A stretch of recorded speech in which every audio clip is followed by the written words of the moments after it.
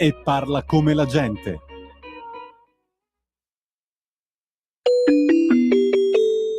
Qui Europarlamento.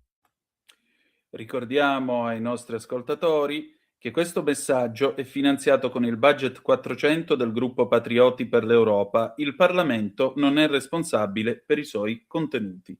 E adesso il nostro Qui Europarlamento con l'onorevole Susanna Ceccardi. E allora, per Qui Europarlamento, con noi l'onorevole Susanna Ceccardi, che ringrazio della cortesia e della disponibilità. Onorevole, questo è stato l'anno in cui si è discusso molto, ovviamente, del tema della remigrazione, del tema dei paesi sicuri, ma so che lei è anche relatrice di un importante provvedimento su questo tema, quindi qualcosa in Europa sta cambiando. Buonasera, grazie a voi, grazie agli amici di Radio Libertà in questa fine dell'anno e tempo di bilanci, fine del 2025, anche Sì. al Parlamento europeo. E al Parlamento europeo, proprio in chiusura, nell'ultima plenaria, nelle commissioni che si sono tenute nell'ultima plenaria di Strasburgo, sono stata relatrice di un provvedimento importante per l'Italia, ma per tutta Europa, che è quello della lista dei paesi terzi sicuri. Ne avrete forse sentito parlare, se ne parla molto da molti anni, e finalmente il Parlamento europeo, con una maggioranza di centrodestra, compatta, ha votato un provvedimento importante che ha fatto imbufalire le sinistre, inalberare la Cecilia Strada, le varie Ilaria Salis, hanno gridato la destra europea, la destra vuole assolutamente fare pulizia, vuole rimpatriare tutti. Beh, Mamma magari, mia. gli vorrei dire magari, però rimpatriare tutti, no, non vogliamo rimpatriare tutti, ma chi non può stare in Europa, sì, sicuramente.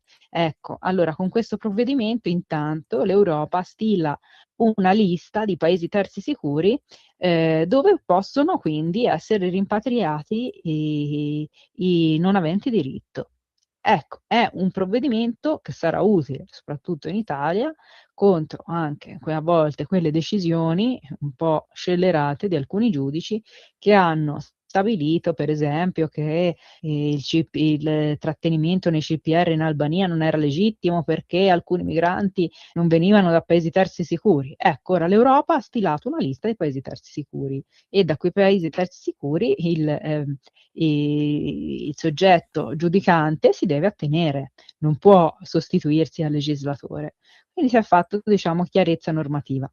Devo dire una cosa, per onore di cronaca, che la Lega avrebbe ampliato ulteriormente la lista dei paesi sicuri, ma questo potrà essere fatto in un secondo momento. Quindi diciamo che questa è una prima lista e che potrà essere ampliata e quindi aggiungere anche altri paesi che per esempio per l'Italia vengono considerati sicuri, per esempio come l'Algeria e Certo. altri.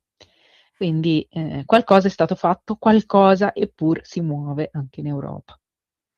Ecco, a maggior ragione la domanda che viene dopo è questa, insomma, è finita l'epoca delle interpretazioni, diciamo così, creative da parte della magistratura, ma significa anche il trionfo, tutto sommato, di questo modello Italia che tanto era stato sbeffeggiato anche in Europa.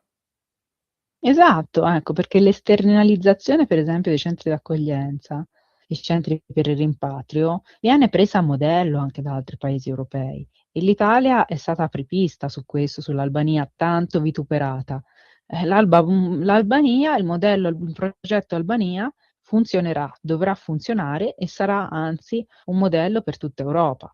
Che non abbia funzionato fino adesso è perché ci sono stati messi dei bastoni negli ingranaggi appunto da una certa magistratura, da certi provvedimenti che hanno invalidato alcuni trattenimenti, ma in futuro anzi potrà essere uno strumento valido, innanzitutto come effetto deterrenza, perché se nel 2024 sono diminuiti, gli sbarchi sono diminuiti del 60% rispetto all'anno precedente, sul 2025 rispetto al 2024 che aveva già avuto un decremento del 60% degli sbarchi, c'è stata un'ulteriore flessione, significa che l'effetto di deterrenza Albania un po' ha funzionato, perché se un migrante parte dalle coste libiche e dice non finisco in Italia, posso finire in Albania in un centro per il rimpatrio, magari ci pensa 2 volte, ecco.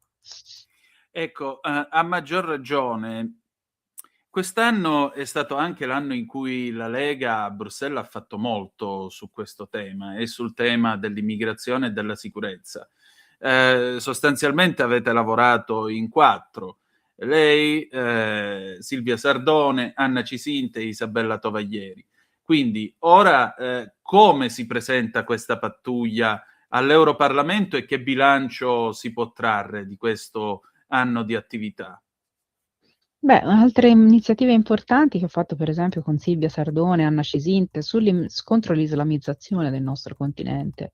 Abbiamo presentato diversi progetti, un pacchetto che verrà presentato l'anno prossimo contro appunto gli effetti negativi dell'islamizzazione in Italia e in Europa, con un pacchetto di norme ad hoc, per esempio sui matrimoni forzati, contro le mutilazioni genitali femminili, contro il velo islamico, per vietare il velo islamico a scuola, perché nelle nostre città, non solamente in quelle grandi, ma anche in quelle piccole, stiamo assistendo a un vero e proprio cambio di scenario, dove l'islamizzazione è sempre più presente, frequente, e a cui noi dobbiamo mettere un freno per difendere chiaramente la nostra civiltà, ma soprattutto le libertà occidentali che sono state duramente conquistate.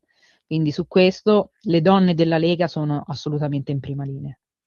Ecco, a maggior ragione io ho questa domanda: ma come fanno delle donne che sono nate e cresciute nella libertà e nei diritti occidentali, che, come lei giustamente diceva, sono costati anche lotte e sacrifici, come fanno ad andare in piazza a inneggiare Palestina libera dal fiume al mare, cioè inneggiare ad Hamas, che è un movimento che tutto è fuorché, diciamo, femminista nei confronti delle donne? E poi le vorrei chiedere un'altra cosa. Il caso Annun, qual è stata l'eco a Bruxelles?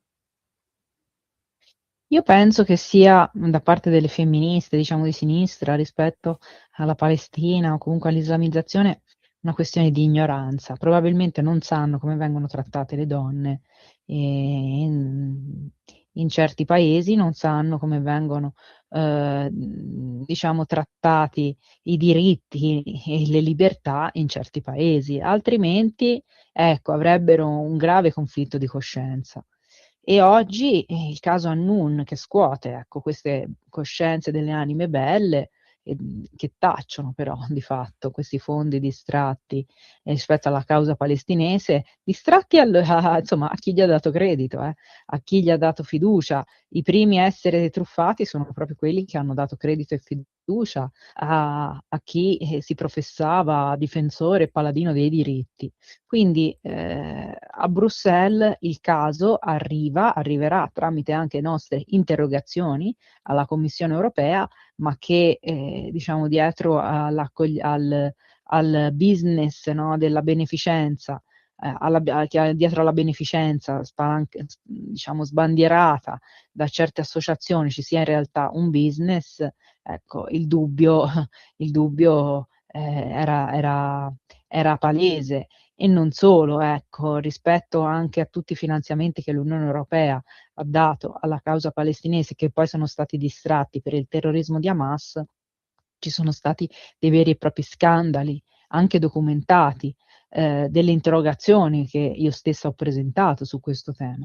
Quindi, la battaglia continua per smascherare il velo di ipocrisia che, a Bruxelles, ecco, regna sovrano, è imperante. Quindi noi su questo in prima linea anche su questo. Onorevole, per concludere, quali saranno ora i suoi prossimi impegni alla ripresa delle varie sessioni dell'Europarlamento?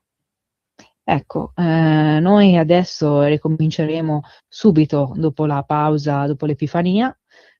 Continua intanto l'approvazione definitiva della lista dei paesi terzi sicuri, del provvedimento sui rimpatri, importantissimo, proprio per permettere all'Europa di rimpatriare più velocemente. Continua la battaglia, anche nelle varie commissioni, per rivedere, modificare il Green Deal e avvicinarsi, diciamo, alle esigenze delle imprese per non massacrare l'economia europea sulle auto diesel, la benzina, ma non solo, ecco, su tutti i provvedimenti che hanno penalizzato le imprese italiane ed europee, la produzione industriale italiana ed europea.